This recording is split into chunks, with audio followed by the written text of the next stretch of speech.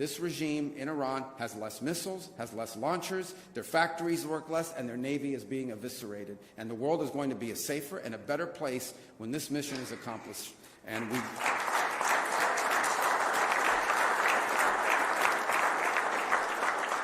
we are here today, obviously, on something that touches right on Iran, but I think, unfortunately, it's not just limited to Iran.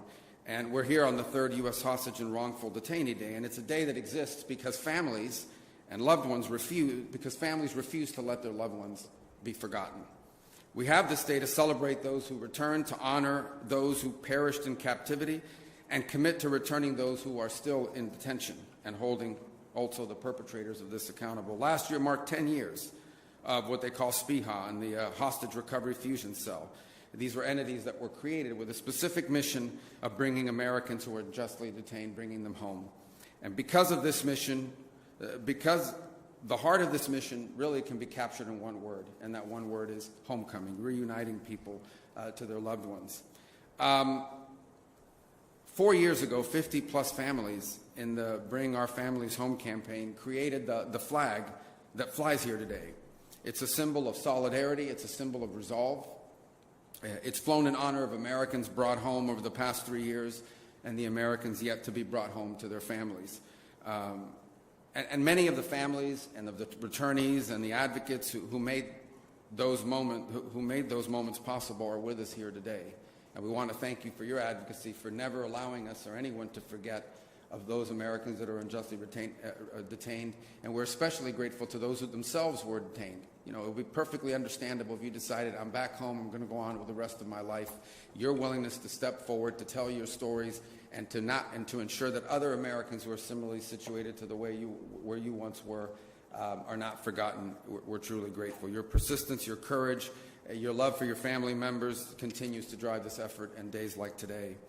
As was already pointed out, March 9th marks the day that Robert Levinson went missing in Iran, and actually it was a case that I was also very involved in as a United States Senator, dating back to my very first day in the Senate. In fact, one of the first meetings I had, and to this I credit my former colleague, Senator Bill Nelson of Florida, introduced me to this case as soon as I got elected, and because of Mr. Levinson's ties to Florida. And we remained on that case throughout my career in the United States Senate, and it's one we will not forget. It's indicative of two things: the fact that Americans are taken all over the world, but it is particularly a reminder of the nature of the regime that we're dealing with in Tehran. We're honored to have his sons here today, Dan and Doug, with us. Thank you for being here. We appreciate you very much.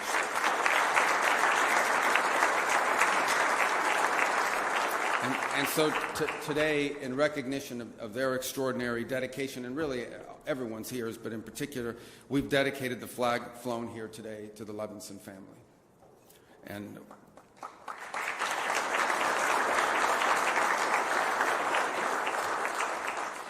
I think it's also important to give President Donald Trump a tremendous amount of credit. He has made, from the very first day in office, the return of Americans held abroad unjustly a priority of his administration. And since his inauguration a little over a year ago, over 100 Americans have been brought home.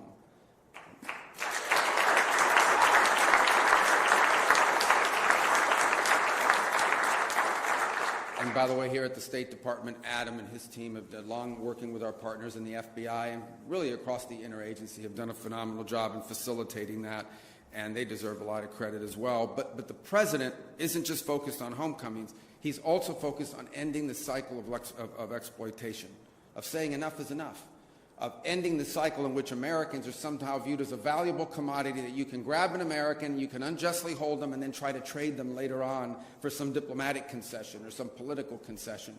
We have to end that cycle. We have to make sure that Americans are no longer viewed as targets of opportunity around the world, and people and nation states and terroristic regimes like the one in Iran know that there are consequences for doing that.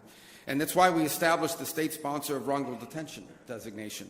In essence, designating governments and entities that specifically use this as a tool of leverage to their benefit and to our detriment. They view Americans as a commodity that they can grab onto and then trade in the future. That cycle has to stop, and that's why this designation now exists.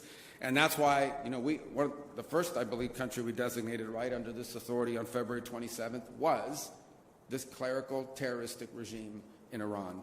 Because when it comes to hostage taking, there has been no worse offender in the world than the clerical regime in Tehran. They are the worst offenders in the world of terrorism, and they are the worst offenders in the world of hostage-taking from the very early days.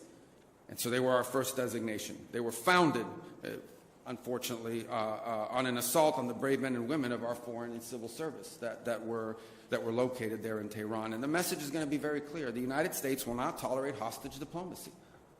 They're not going to tolerate, we're going to continue to hold that regime accountable, and all other regimes that engage in this accountable for these practices.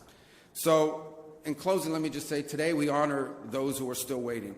It celebrates those who returned, and it remembers those whose homecoming came sadly and tragically in a different way.